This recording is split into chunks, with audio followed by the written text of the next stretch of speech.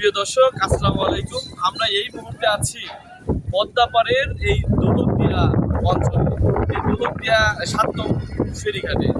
এই বর্ষার পানি বা পদ্মার পানি বাড়তে শুরু করার ফলে কিন্তু ভাঙন দেখা দিয়েছে এই ৭ নং ফেরিঘাটে। ৭ নং ফেরিঘাটের বেশ কয়েকটি গ্রাম কিন্তু ভাঙন ঝুঁকিতে রয়েছে। তবু প্রশাসন বলেন, উপজেলা প্রশাসন বলেন বা সংশ্লিষ্ট কর্তৃপক্ষের আসলে কোনো নজর নেই।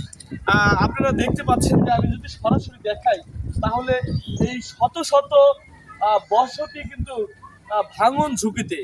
এখন পর্যন্ত এখানে সংশ্লিষ্ট কোনো কর্তৃপক্ষের কিন্তু কোনো নজরদারি আমরা দেখতে পাইনি, বা যে নজরদারি থাকা প্রয়োজন, যে জিও ব্যাগ বা বস্তা প্রাথমিকভাবে ফেলানো দরকার, সেগুলো কিন্তু এখনও কেউ ফেলছে না।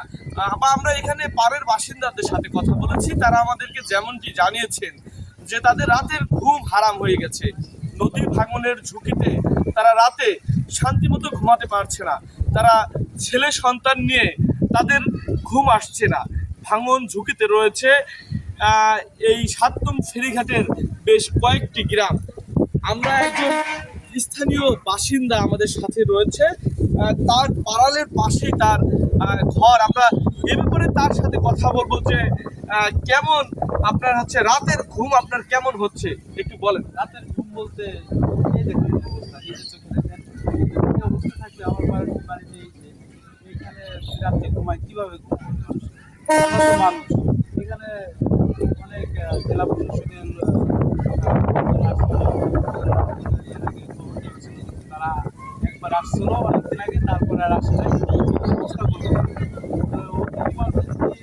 জরুরিভাবে যদি না ফেলানো হয় তাহলে আমরা রাত্রে শুয়ে রয়েছি, সকালে উঠে দেখবো আমরা নতুন পাইতেছি, এমন অবস্থা হবে। এই জন্য জেলা প্রশাসকের সবিনয় অনুরোধ করছি যেন তাড়াতাড়ি আজ কিংবা কালকের ভিতরে যেন এখানে জিও করতে পারে।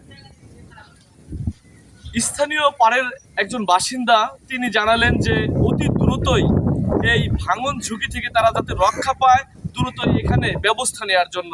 আমি আপনাদেরকে জানিয়ে রাখি যে এই ভাঙন ঝুঁকিতে যারা রয়েছে বা ইতিমধ্যেই যারা বিলীন হয়েছে এই পদ্মায়, তাদের কিন্তু কোনো তালিকা এ পর্যন্ত করা হয়নি, এবং যারা এই পাড়ে ঝুঁকি নিয়ে রয়েছে তাদের কিন্তু কোনো তালিকা না করে বা তাদের কোনো সহায়তা কিন্তু দেওয়ার খবর আমরা এখন পর্যন্ত পাইনি।